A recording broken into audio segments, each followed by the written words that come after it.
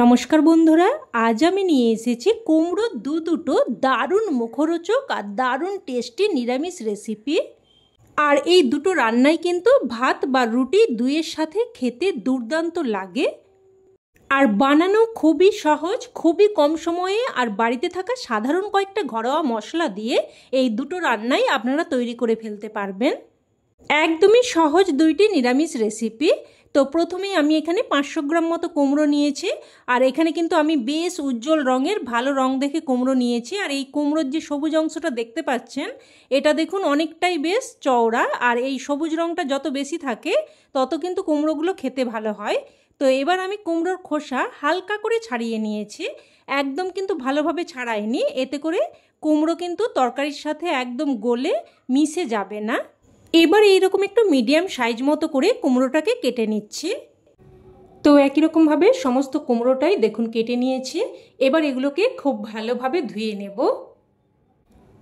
এবার gas on করে কড়াই বসিয়ে এখানে দিয়ে দিলাম একদমই অল্প একটু, প্রায় 1 চামচ মতো সর্ষের তেল। তেলটাকে ভালোভাবে গরম করে নেব। তেল ভালোভাবে গরম হয়ে আসলে এখানে দিয়ে দিলাম একটা শুকনো লঙ্কাকে 2 টুকরো করে। তো লঙ্কাটাকে একটু নাড়াচাড়া করে ভেজে নিচ্ছি। লঙ্কাটাকে একটু ভেজে নিয়ে এবার এখানে দিয়ে দিচ্ছি ছোটো চামচের 1 চামচ মতো গোটা জিরে, ছোটো চামচের 1 চামচ মতো গোটা মৌরি, আর 2টো পাকা লঙ্কাকে আমি একটু করে ভেঙে দিয়ে দিলাম, কারণ গোটা লঙ্কা ভাজতে গেলে কিন্তু তেল ছিটে একদম চোখে মুখে আসার সম্ভাবনা থাকে। তো একটু নাড়াচাড়া করে নিয়ে এবার এখানে দিয়ে দিলাম কয়েক টুকরো আদা, প্রায় 1/2 ইঞ্চি মতো আদাকে ছোটো ছোটো টুকরো করে দিয়েছি। এবার আবারও কিছুক্ষণ নাড়াচাড়া করে ভেজে নেব।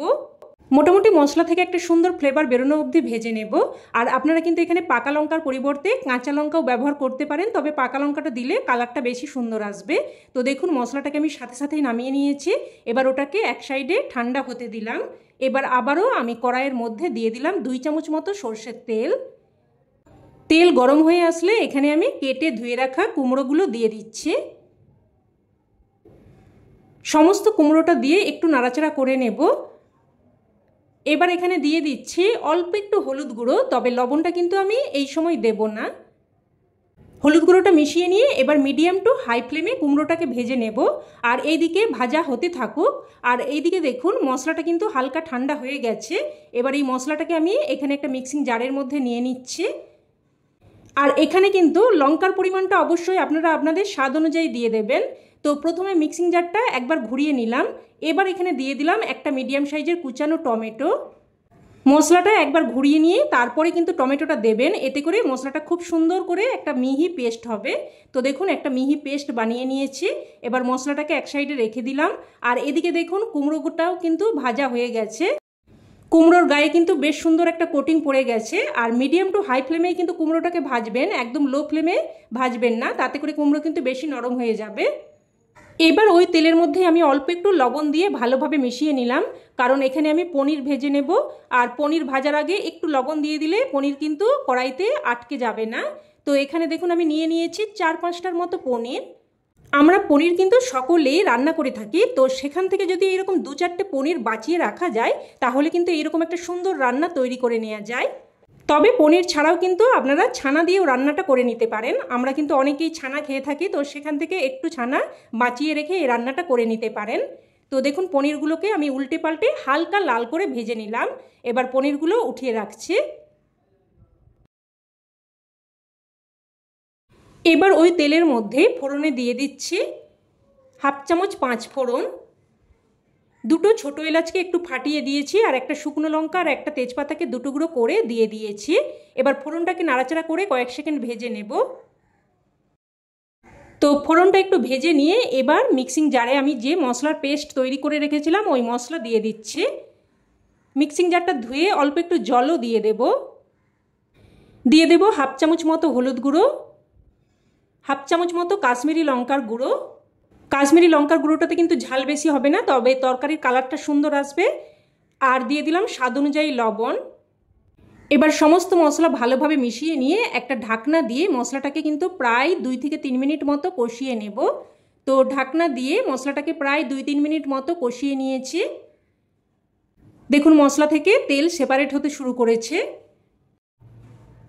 এবার এখানে ভেজে রাখা কুমড়োগুলো দিয়ে দেব। কুমড়োগুলো দিয়ে একটু নাড়াচাড়া করে ভালোভাবে মিশিয়ে নেব। আর এখানে আমি যে পাত্রে কুমড়োগুলো উঠিয়ে রেখেছিলাম ওই পাত্রটা ধুয়ে অল্প একটু জলও দিয়ে দিলাম। সব কিছু ভালোভাবে মিশিয়ে নিয়ে এবার আবারও একটা ঢাকনা দিয়ে প্রায় 2 মিনিট মতো কষিয়ে নেব। এবার আমি যে পনিরটা ভেজে উঠিয়ে রেখেছিলাম পনিরগুলো নিয়ে নিয়েছি। এবার দেখুন পনিরগুলোকে আমি একটা গ্রেটারের সাহায্যে গ্রেট করে নিচ্ছি। তবে আপনারা চাইলে কিন্তু পনিরগুলো হাত দিয়ে ভালোভাবে চটকে মেখেও নিতে পারেন, তবে গ্রেট করে দিলে কিন্তু জিনিসটা বেশি ভালো হবে। তো সমস্ত পনিরগুলোই গ্রেট করে রেডি করে নিলাম। এবার এদিকে ঢাকনা দিয়ে প্রায় 2 মিনিট মতো কষিয়ে নিয়েছি। দেখুন কুমড়োর সাথে মশলা কিন্তু একদম খুব সুন্দরভাবে কষানো হয়ে গেছে। আর এইভাবে কিন্তু বারবার কষিয়ে নিয়ে রান্নাটা করলে রান্নাটা খেতে খুবই কিন্তু ভালো লাগে। তো এবার এখানে দেখুন গ্রেট করে রাখা পনিরটা দিয়ে দিচ্ছি। এবার আবারও সব কিছু ভালোভাবে মিশিয়ে নিয়ে একটুক্ষণ নাড়াচাড়া করে কষিয়ে নেব। বন্ধুরা, আপনাদের কাছে অনুরোধ রইল এইভাবে কিন্তু এই রান্নাটা অবশ্যই একবার হলেও বানিয়ে দেখবেন, খেতে কিন্তু অসম্ভব টেস্টি হয়। তো আবারও একটু কষিয়ে নিয়ে এবার এখানে আমি দিয়ে দিলাম 1 বাটি মতো গরম জল। জলটা দিয়ে সব কিছু আবারও ভালোভাবে মিশিয়ে নেব। মিশিয়ে নিয়ে এবার আবারও একটা ঢাকনা দিয়ে মিডিয়াম ফ্লেমে প্রায় 4 থেকে 5 মিনিট মতো রান্না করে নেব। তো ঢাকনা দিয়ে প্রায় 4 থেকে 5 মিনিট মতো রান্না করে নিয়েছি। আর দেখে নেব এবার কুমড়ো ভালোভাবে সেদ্ধ হয়েছে কিনা। তো দেখুন কুমড়ো কিন্তু খুব সুন্দরভাবে সেদ্ধ হয়ে গেছে। এবার আমি এখানে দিয়ে দেব অল্প একটু চিনি। আর অবশ্যই কিন্তু একটু চিনি দিয়ে দেবেন, এতে করে স্বাদটা সুন্দরভাবে ব্যালেন্স হবে আর খেতেও কিন্তু খুবই ভালো লাগবে। যেহেতু নিরামিষ রেসিপি অবশ্যই কিন্তু একটু মিষ্টি দিয়ে দেবেন। তো চিনিটা দিয়ে ভালোভাবে মিশিয়ে নিয়ে এবার এখানে দিয়ে দিলাম অল্প একটু গরম মশলার গুঁড়ো আর হাফ চামচ মতো ঘি। এবার গরম মশলার গুঁড়ো আর ঘিটা দিয়ে ভালোভাবে মিশিয়ে নেব। দেখুন দেখতে কতটা সুন্দর লাগছে, খেতেও কিন্তু ভীষণই টেস্টি হয়। তো সব কিছু মিশিয়ে নিয়ে এবার গ্যাসের ফ্লেম বন্ধ করে একটা ঢাকনা দিয়ে 2 মিনিট স্ট্যান্ডিং টাইমে রেখে দিয়েছিলাম। আর রান্না কিন্তু এখন একদম তৈরি। এবার এটা গরম ভাতের সাথে পরিবেশন করতে পারেন, তবে আমি বলবো এটা কিন্তু গরম ভাতের থেকে রুটি লুচি পরোটার সাথে বেশি ভালো লাগবে। অবশ্যই এইভাবে একবার বানিয়ে দেখুন, আর আমার বিশ্বাস খেয়ে আপনাদেরও খুবই ভালো লাগবে। তো এবার আমি চলে যাব দ্বিতীয় রেসিপিতে। আর আপনাদের কাছে কোন রেসিপিটা সবথেকে বেশি ভালো লাগলো বা কোন রেসিপি কেমন লাগলো অবশ্যই কিন্তু কমেন্টে জানাবেন। তো প্রথমেই আমি এখানে বেশ খানিকটা প্রায় 800 গ্রাম মতো এখানে কুমড়ো আছে, তবে আমি অর্ধেক রান্না করব, মোটামুটি 400 গ্রাম মতো রান্না করব। তো দেখুন কুমড়োর এই ভেতরের অংশটা আমি বাদ দিয়ে দিচ্ছি। তবে এটা কিন্তু আমি একেবারেই ফেলে দেব না, এটা আমি ভর্তা বা অন্য কোনো রান্না করে নেব। তবে এই রান্নার ক্ষেত্রে কিন্তু এই অংশটা লাগবে না। আর আমি এখানে কিন্তু একদম কাঁচা না, মোটামুটি একটু কাঁচা পাকা ধরনের কুমড়ো নিয়েছি, তবে আপনারা কিন্তু চাইলে এটা কাঁচা কুমড়ো দিয়েও করতে পারেন। তো কুমড়োটাকে এইভাবে কয়েকটা টুকরো করে নিয়ে তারপর দেখুন খোসাটা এইভাবে হালকা করে ছাড়িয়ে নিচ্ছি। একেবারে ভালোভাবে খোসাটা ছাড়াবো না, দেখুন এইভাবে হালকা করে ছাড়িয়ে নিয়েছি। এতে করে কিন্তু তরকারির মধ্যে কুমড়ো একদম গলে মিশে যাবে না। এবার কুমড়োটাকে এইরকম একটু মিডিয়াম সাইজ মতো করে কেটে নিচ্ছি। তো একই রকমভাবে সমস্ত কুমড়োটাই আমি কেটে নিয়েছি। এবার এগুলোকে খুব ভালোভাবে ধুয়ে নেব। এবার গ্যাস অন করে কড়াই বসিয়ে এখানে দিয়ে দিচ্ছি প্রায় 2 থেকে 3 চামচ মতো সর্ষের তেল। তেলটাকে খুব ভালোভাবে গরম করে নেব। তেল ভালোভাবে গরম হয়ে আসলে এখানে দিয়ে দিলাম কয়েকটা বিউলির ডালের বড়ি। তবে আপনারা কিন্তু যে কোনো ডালের বড়ি দিয়ে এই রান্নাটা করতে পারেন। তো হাই ফ্লেমে বড়িগুলোকে উল্টে পাল্টে লাল করে ভেজে নিলাম। আর হাই ফ্লেমে যদি বড়িগুলোকে ভেজে নেওয়া হয় তাহলে কিন্তু বড়ি একদমই কম তেল টানে। তো বড়িগুলো ভেজে উঠিয়ে নিয়েছি। এবার ওই তেলের মধ্যে দিয়ে দিলাম কেটে ধুয়ে রাখা কুমড়ো, দিয়ে দিলাম অল্প একটু হলুদ গুঁড়ো। আর এই সময় কিন্তু লবণটা দেব না। হলুদ গুঁড়োটা ভালোভাবে মিশিয়ে নিয়ে এবার একটা ঢাকনা দিয়ে দিয়ে কুমড়োটাকে প্রায় কিন্তু 3 থেকে 4 মিনিট মতো ভেজে নেব। ঢাকনা দিয়ে দিয়ে মিডিয়াম ফ্লেমে প্রায় 3 থেকে 4 মিনিট মতো কুমড়োগুলোকে ভেজে নিয়েছি। দেখুন কুমড়ো কিন্তু বেশ লাল মতো করে ভাজা হয়েছে।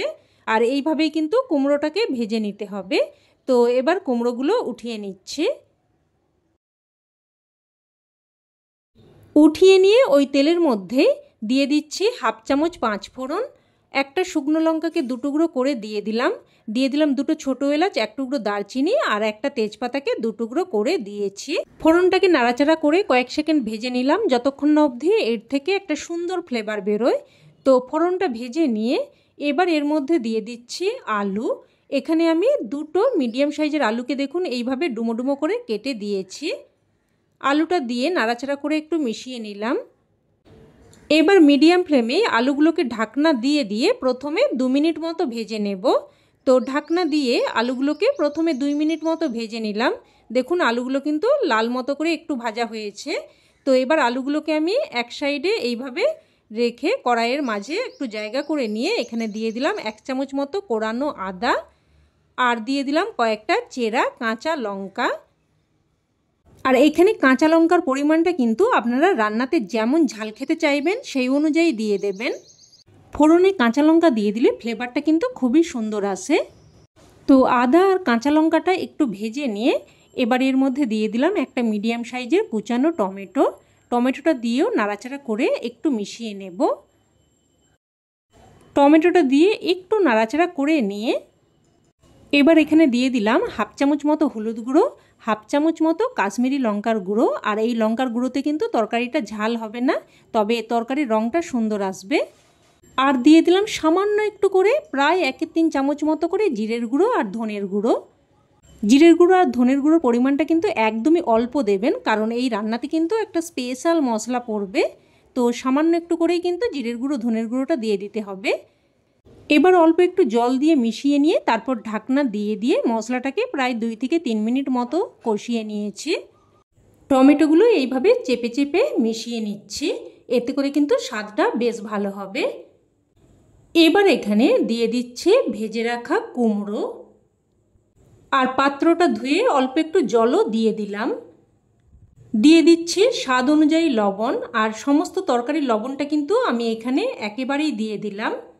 সব কিছু মিশিয়ে নিয়ে এবার আবারও একটা ঢাকনা দিয়ে প্রায় 2 মিনিট মতো কষিয়ে নেব। আর এইভাবে ঢাকনা দিয়ে দিয়ে মশলা যদি কষিয়ে নেওয়া হয়, এতে করে মশলা কষানোর সাথে সাথে সবজিও কিন্তু অনেকটাই সেদ্ধ হয়ে যায়, ফলে সময়টাও কম লাগে। তো খুব ভালোভাবে কষিয়ে নিয়ে এবার এর মধ্যে আমি দিয়ে দিচ্ছি 1 বাটি মতো গরম জল। জলটা দিয়ে ভালোভাবে মিশিয়ে নেব। মিশিয়ে নিয়ে এবার একটা ঢাকনা দিয়ে মিডিয়াম ফ্লেমে প্রায় 5 থেকে 6 মিনিট মতো রান্না করে নেব। আর এই সময় এই রান্নার স্পেশাল সেই সিক্রেট মশলা তৈরি করে নেব। তো অন্যদিকের গ্যাস ওভেনে একটা তড়কা প্যান বসিয়ে আমি দিয়ে দিলাম 1/2 চামচ মৌরি, 1/2 চামচ গোটা জিরে আর 1/2 চামচ সাদা কালো সর্ষে।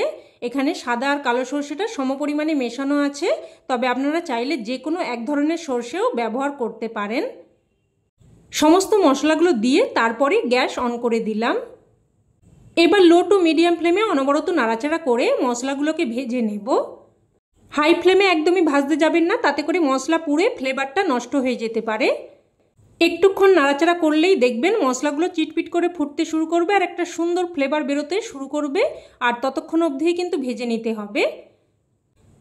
তো দেখুন মশলাগুলো ভেজে নিয়েছি, এবার এটাকে কিন্তু সাথে সাথে নামিয়ে নিতে হবে, না হলে কিন্তু মশলা বেশি পরিমাণ পুড়ে যেতে পারে। তো সাথে সাথেই নামিয়ে নিয়ে এবার মশলাটাকে একটু ঠান্ডা করে নিয়ে তারপরে এইভাবে একটু দানা মতো রেখে গুঁড়ো করে নিয়েছি। এবার এই মশলাটাকে এক সাইডে রেখে দিলাম।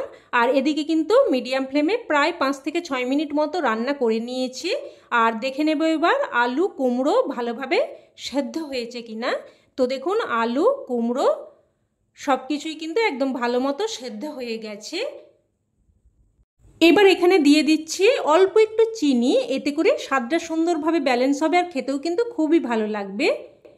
চিনিটা মিশিয়ে নিয়ে এবার এখানে ভেজে রাখা বড়ি আর যে মশলাটা আমি ভেজে গুঁড়ো করে রেখেছিলাম ওই মশলাটাও একই সময়ে দিয়ে দিচ্ছি। তবে ভাজা মশলাটা দেওয়ার সময় ভুলবশত ক্যামেরা বন্ধ হয়ে গিয়েছিল, তাই কিন্তু এটা ভিডিওর মধ্যে দেখাতে পারলাম না।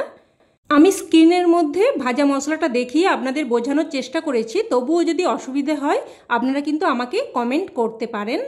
বড়ি আর ভাজা মশলাটা দিয়ে মিশিয়ে নিয়ে তারপর একটা ঢাকনা দিয়ে জাস্ট 2 মিনিট মতো রান্না করে নিয়ে তারপর কিছু কুচানো ধনেপাতা দিয়ে মিশিয়ে নিয়েছে।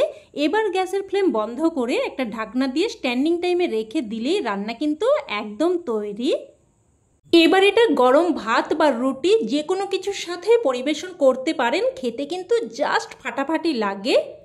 একদম স্বাদে গন্ধে ভরপুর কুমড়োর একটি নিরামিষ রেসিপি, অবশ্যই এইভাবে একবার বানিয়ে দেখুন।